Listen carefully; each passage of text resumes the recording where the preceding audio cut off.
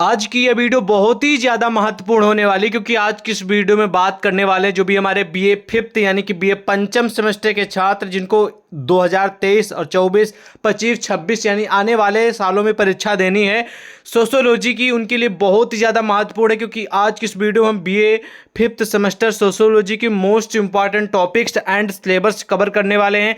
और आपको इस वीडियो से ये पता चलेगा कि जो सोशियोलॉजी का पेपर होता है मतलब कि फिफ्थ सेमेस्टर्स में क्वेश्चन किस प्रकार के आएंगे और कौन कौन से टॉपिक है जहां से प्रश्न बनेंगे और आपको क्या तैयार करना है, ये सब हम आपको बताएंगे। तो वीडियो को पूरा जरूर देखिएगा। और आपको ये भी बता दें कि बीए जो फिफ्थ सेमेस्टर है, पंचम सेमेस्टर है, ठीक है, उसमें पर सब्जेक्ट के 2 पेपर होंगे, और चाहे आपका सोशियोलॉजी हो, चाहे हिंदी हो, चाहे जो भी सब्जेक्ट हो, ठीक है।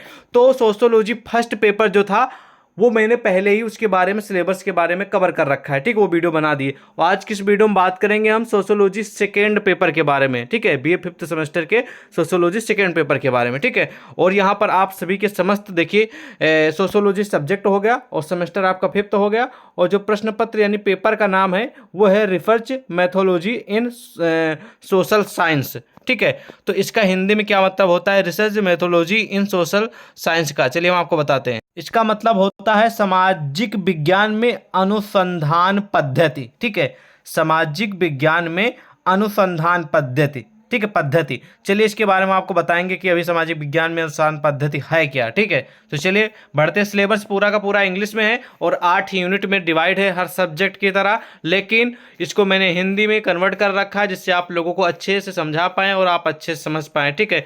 पूरा का पूरा सिलेबस हिंदी में है, ठीक है। पहला यहाँ पर आप सभी के समस्त यूनिट है, जिसमें आपको करीब करीब फर्स्ट यूनिट से ही आपकी परीक्षा में 10 से 15 नंबर के क्वेश्चन आएंगे, इस बात को ध्यान रखेंगे। और पहले कवर करते हैं फर्स्ट यूनिट के बारे में, ठीक है। तो फर्स्ट यूनिट पे आते हैं। तो यहाँ पर सबसे पहला ही प्रश्न है, सामाजिक अनुसंधान क्या है। सामाजिक अनुसंधान की अवधारणा के बारे में बताइए, इसकी प्रकृति के बारे में बताइए, प्रकार के बारे में बताइए, ठीक है। और सामाजिक अनुसंधान के महत्व बताइए, ठीक है। वैज्ञानिक अनुसंधान के चरण कौन कौन से हैं, ठीक है, उनके बारे में बताइए। तो ये इस तरीके के मोस्ट इंपॉर्टेंट टॉपिक्स हैं, इन्हीं से जुड़े क्वेश्चन परीक्षा में पूछे जाएंगे, ठीक है, इस बात को ध्यान रखेंगे, ओके। तो सबसे पहले सामाजिक अनुसंधान क्लियर करते हैं इस मामले को। ये देखिए, इसको हम समझाएंगे, आपको अच्छे से समझाएंगे, क्योंकि यही आपके सिलेबस का नाम है और यही आपके प्रश्न पत्र पेपर का नाम है, यही आपका मेन है, क्योंकि आपको इसको जरूर समझना है अच्छे से, ठीक है। तो इसको हम आपको अच्छे से समझाएंगे, ध्यान से समझिएगा, ठीक है। तो सबसे पहले हम इसकी परिभाषा बता दे रहे हैं कि सामाजिक अनुसंधान का अर्थ होता है या फिर परिभाषा होती है सामाजिक घटनाओं या तथ्यों के बारे में नवीन जानकारी प्राप्त करना, ठीक है।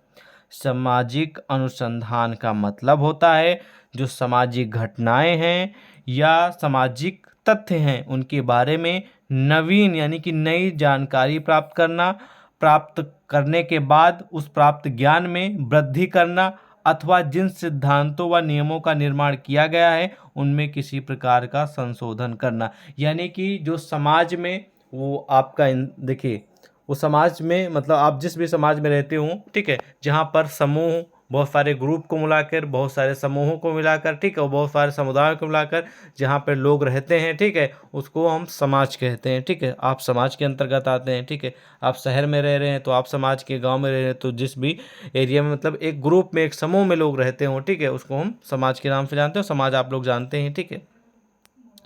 और उसके बाद इसमें यह है कि जो सामाजिक घटनाएं होती हैं, ठीक है, और उसके जो तथ्य होते हैं, फैक्ट जिसको बोलते हैं, कुछ यूनिक चीज़ें, उसके बारे में नवीन यानी कि नई जानकारी प्राप्त करना। कुछ घटनाएं जो बीत गई हैं, ठीक है, या फिर हुई हैं, उनके जो तथ्य हैं उनके बारे में नवीन यानी कि नई जानकारी प्राप्त करना, और उस नई जानकारी को प्राप्त करके उसमें वृद्धि करना, यानी कि उसमें क्या और अच्छे से किया जा सकता है उसकी वृद्धि करना, और बढ़ा मतलब कि वृद्धि मतलब उसको बढ़ा चढ़ा के बताना, ठीक है।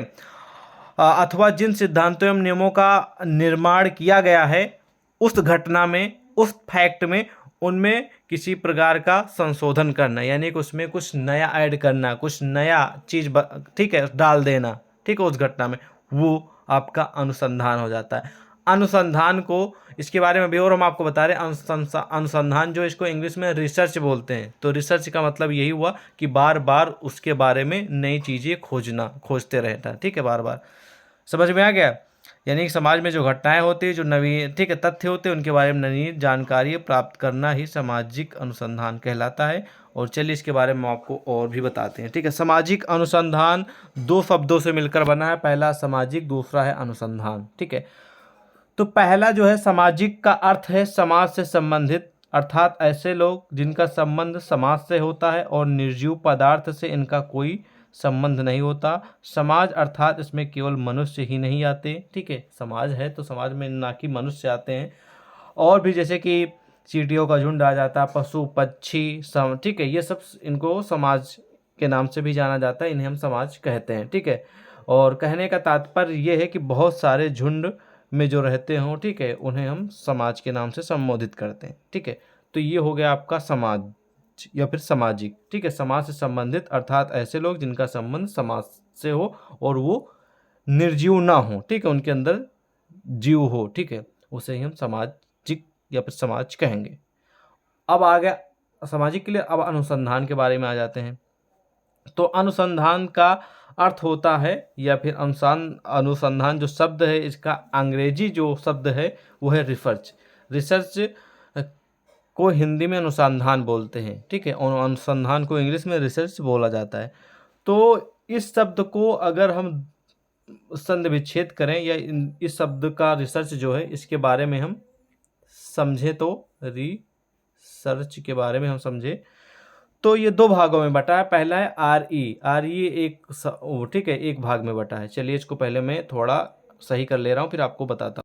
तो यहाँ पर मैं आपको रिसर्च मैंने बोला था ना, रिसर्च देखिए थोड़ा बड़ा था ना, तो वहाँ पर समझाने में आपको प्रॉब्लम होती है। ठीक है, रिसर्च।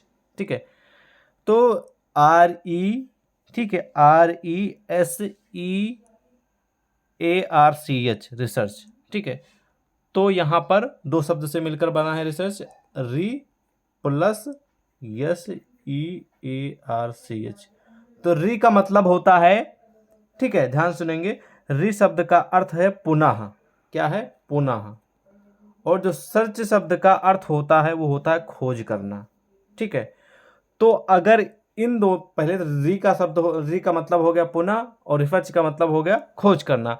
अगर इन शब्दों को एक में मिलाया जाए, अर्थात जो अनुसंधान है इनको एक में मिलाया जाए रिसर्च को, तो इसका मतलब हुआ पुनः खोज करना।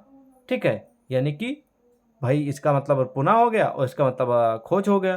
तो पुनः खोज करना अर्थात किसी चीज को, किसी संबंधित चीज के बारे में बार बार खोजना ही सामाजिक वो अनुसंधान कहलाता है। ठीक है, किसी चीज के बारे में बार बार खोजना या फिर पुनः खोजना, ठीक है, उसको ही हम अनुसंधान कहते हैं। तो आई होप आपको पूरी तरह सामाजिक अनुसंधान के बारे में क्लियर हो गया होगा, अब डाउट नहीं होगा कोई भी। ठीक है, सामाजिक अनुसंधान का मतलब यही हुआ, समाज में बार बार जो घटनाएं हुई हैं, जो फैक्ट हैं, उनको बार बार उनके बारे में संशोधन करना। ठीक है, ठीक है, रिसर्च करना, बार बार खोजना उसमें और क्या अच्छा हो सकता है और क्या बेटर हो सकता है। ठीक है, उसमें वृद्धि करना, ये होता है अनुसंधान। ओके, बहुत बड़ा टॉपिक था, क्लियर हो गया, बहुत ही अच्छा लगा, आप लोग समझ गए होंगे। ठीक है, अब यहाँ पर आ गया भाई सामाजिक अनुसंधान के कुछ प्रकारों के बारे में बताइए। ठीक है, जैसे कि यहाँ पर प्रकार है, तो अनुसंधान के प्रकार है, नंबर 1 पे आप मौलिक अनुसंधान हो गया। नंबर 2 पे आप लिख सकते हैं वर्णनात्मक अनुसंधान, जिसका वर्णन करके, ठीक है, उसमें अनुसंधान रिसर्च किया गया हो, ठीक है, उसमें खोज किया गया हो पुनः उसके बारे में। और 3 नंबर पे आप लोग लिख सकते हैं मूल्यांकन, ठीक है, मूल्यांकनात्मक अनुसंधान। ठीक है, और नंबर 4 पे आप लोग लिख सकते हैं क्रियात्मक अनुसंधान। नंबर 5 पे आप लिख सकते हैं व्यवहारिक अनुसंधान। तो ये कुछ बहुत सारे प्रकार के हैं, लेकिन आप 4-5 के बारे में लिख देंगे तभी आपको पूरे नंबर मिल जाएंगे। ओके, अब ये आपका यूनिट क्लियर हुआ, फर्स्ट यूनिट ही सबसे ज़्यादा बढ़िया और सबसे ज़रूरी टॉपिक है, क्योंकि यही टॉपिक्स के बारे में अगर आपको अच्छे मालूम होगा तो बाकी सब इसी से संबंधित, तो आपको अच्छे से आगे समझ में आ जाएगा। ठीक है, अब यूनिट नंबर 2 में आ गया अनुसंधान डिजाइन। तो भाई अनुसंधान डिजाइन क्या होता है भाई, चलिए इसके बारे में जानते हैं। तो अनुसंधान डिजाइन, तो अनुसंधान का मतलब आप लोगों को मालूम है क्या होता है। अनुसंधान का मतलब होता है पुनः खोज करना या फिर पुनः खोजना या फिर बार बार खोजते रहना, उससे संबंधित है। ठीक है, यानी कि पुनः खोजना। तो डिजाइन के बारे में पुनः खोजना, उसका अर्थ बताना, प्रकार बताना, इसका महत्व क्या है और इसकी परिकल्पना और इसके प्रकार के बारे में आपको बताना है। यहाँ से प्रश्न आएंगे यूनिट नंबर 2 से। तो अनुसंधान डिजाइन जो है ना वो व्यापक योजना या मॉडल के समान है, जो बताता है कि संपूर्ण अनुसंधान यानी कि जो पूरा का पूरा, ठीक है, पुनः खोजा गया है, ठीक है, उस परियोजना का संचालन कैसे किया जाएगा, यानी कि जो बार बार मतलब कि पुनः खोजा गया है उसका जो परियोजन है वो कैसे संचालन किया जाएगा, या वांछनीय है या लिखित रूप में होना चाहिए और सरल और स्पष्ट रूप से कहा जाना चाहिए। वास्तविक परियोजना को पहले से निर्धारित अनुसंधान डिजाइन के अनुसार किया जाता है, ठीक है। तो इस प्रकार अनुसंधान डिजाइन के बारे में आपको पढ़ना है। और अनुसंधान डिजाइन के कुछ प्रकार भी हैं, जैसे कि अनुसंधान डिजाइन के प्रकार में नंबर 1 पे आप देखिए, ये कुल 3 प्रकार के होते हैं अनुसंधान डिजाइन। नंबर 1 पे आ जाएगा आपका खोजपूर्ण अनुसंधान, और नंबर 2 पे आपका आ जाएगा वर्णनात्मक अनुसंधान, और नंबर 3 पे आपका आ जाएगा प्रयोगात्मक अनुसंधान, ठीक है, कौन सा, प्रयोगात्मक अनुसंधान, ठीक है, अनुसंधान डिजाइन, ठीक है। तो कुल मिला के सभी के आगे आपको डिजाइन लगा देना है, खोजपूर्ण अनुसंधान डिजाइन, वर्णनात्मक अनुसंधान डिजाइन, प्रयोगात्मक अनुसंधान डिजाइन, ठीक है।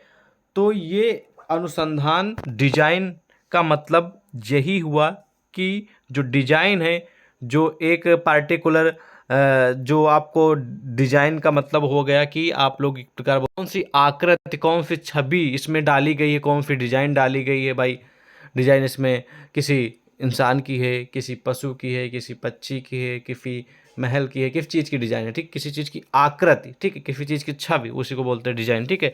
तो उस चीज़ के बारे में बार बार किसी डिजाइन के बारे में, किसी आकृति के बारे में बार उसके बारे में खोजते रहना कि हाँ कौन सी बेटर डिजाइन हो सकती है, कौन सी अच्छी हो सकती है, वही हुआ सामाजिक अनुसंधान design. Okay, second unit clear हुआ। अब आ जाएंगे हम यूनिट नंबर 3 की ओर। इसमें वस्तुनिष्ठता की समस्याएं फिर जुड़ा क्वेश्चन आएगा। वस्तुनिष्ठता बनाम व्यक्त पारक से, मूल तटस्थता से, सामाजिक अनुसंधान के नैतिक मुद्दे, साहित्यिक चोरी और कॉपीराइट से जुड़े क्वेश्चन आएंगे जिनके बारे में आपको पढ़ना है, ठीक है।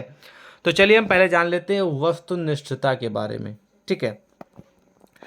तो जब, ध्यान सुनिएगा, जब अनुसंधानकर्ता सामाजिक तथ्य और घटनाओं को उसी रूप में देखता है, मतलब कि जो अनुसंधान करता होता है, जो मतलब कि जो रिसर्च करता है, जो खोजता है, ठीक है, जो खोजता है, वो किसी चीज़ को किसी घटनाओं को उसी रूप में देखता है जिस रूप में वो वास्तव में होती है, ठीक है। जैसे कि मान लीजिए कि आप पानी निकाल रहे हैं नल से, ठीक है, तो पानी आप निकाल रहे हैं, तो मान लीजिए वो जिसने मतलब कि ये नल लगाया है, जिस मिस्त्री ने लगाया है, वो उसी नज़रिए से उसको देखे जिस नज़रिए से वो वास्तव रूप में है, मतलब कि वो वास्तव रूप में इसी रूप में है कि वो नल है और उससे आप ऊपर नीचे करेंगे तो पानी निकलेगा, ठीक है। तो वो उसी रूप में हो गया ना, वास्तव में उसी रूप में वो देखे तब, ठीक है।